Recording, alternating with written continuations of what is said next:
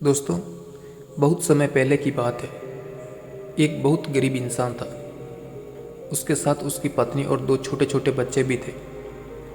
उसका अपने परिवार का पालन पोषण करना बहुत कठिन हो गया था। उसका दिमाग काम नहीं करता था और मन भी अशांत रहने लगा। तभी उसने अपना घर छोड़ने का फैसला लिया।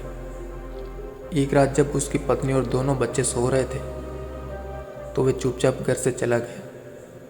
रात में बिना किसी मंजिल के वो आदमी चलता रहा। तभी अचानक उसने देखा, एक नदी किनारे भगवान बुद्ध अपने शिष्यों के साथ बैठे हैं। उसी वक्त उसने निर्णय लिया कि वे अब सन्यासी हो जाएंगे और भगवान बुद्ध का शिष्य बनकर यही रहेगा। उसके बाद वे भगवान बुद्ध के चरणों में जाकर गिर गया और उनसे विनती करने लगा कि वो उसे अपना शिष्य बनाकर अपने साथ ही रख ले। भगवान बुद्ध ने उस गरीब इंसान की बात सुनकर उसे अपना शिष्य बनाकर अपने साथ ही रख लिया। भगवान बुद्ध अपने शिष्य के साथ आगे बढ़ते हैं। रास्ते में चलते चलते वे थक गए थे। सब रुककर एक पेड़ के नीचे विश्राम करने लगते हैं। तभी भगवान बुद्ध को गर्मी के मारे बहुत तेज प्यास लगने लगी। उन्होंने अपने नए शिष्य से कहा, यहाँ पास में एक सरोवर है, तुम जाकर वहाँ से पानी ले आओ। भगवान बुद्ध का आदेश मानकर वे सरोवर से पानी लेने चला गए। जब वे सरोवर के पास पहुंचा तो उसने देखा कुछ जंगली जानवर सरोवर में उधम मचा रहे हैं। जैसे ही वे सरोवर के और पास गए, सारे जानवर वहां से भाग जाते हैं। लेकिन सरोवर में कीचड़ और सड़े गले पत्ते ऊपर तैर रहे थे, जिसके कारण उसका मन नहीं मान रहा था। उसने सोचा, इतना गंदा पानी भगवान बुद्ध पिएंगे कैसे। फिर वे बिना पानी लिए वापस लौटता है और आकर बुद्ध से बोलता है, हे भगवान, उस सरोवर में तो बहुत ज़्यादा गंदा पानी है, वो पीने लायक नहीं है।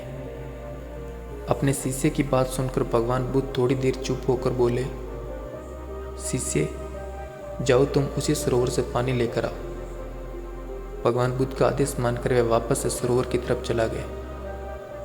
लेकिन वह मन में यही सोच रहा था कि भगवान बुद्ध इतने गंदे पानी को पिएंगे कैसे। जैसे ही वह सरोवर के पास गया, वह यह देखकर चौंक गया कि सरोवर का पानी एकदम निर्मल और स्वच्छ हो गया है और वह अपने स्वभाव से बह रहा है। उसने पानी लिया और भगवान बुद्ध के पास आते ही उनसे प्रश्न करता है, भगवान, थोड़ी ही देर में सरोवर का मैला पानी इतना साफ कैसे हो गया। फिर बुद्ध ने उसे समझाते हुए कहा, जब जानवर पानी में उधम मचा हुए थे तब सरोवर का कीचड़ उभर आया था। लेकिन कुछ देर शांत रहने पर कीचड़ फिर से नीचे बैठ गया और पानी पहले जैसे फिर से निर्मल और स्वच्छ हो गया। ठीक इसी तरह से हमारे मन की स्थिति भी ऐसी ही होती है। जीवन की कठिनाइयाँ और भागदौड़ हमारे मन में उथल पुथल पैदा कर देती है, जिसके कारण हम बिना सोचे समझे गलत निर्णय लेते हैं। लेकिन कोई भी निर्णय लेने से पहले अगर हम अपने चित्त को शांत रखें और धैर्यपूर्वक बैठकर सोचें, तो हमारे मन की वो उथल पुथल भी पानी की कीचड़ की तरह नीचे बैठ जाती है और तब हम जो भी निर्णय लेते हैं वो हमेशा सही होता है। इसलिए बुरे समय में इंसान को अपना धैर्य नहीं खोना चाहिए। Thank you for watching.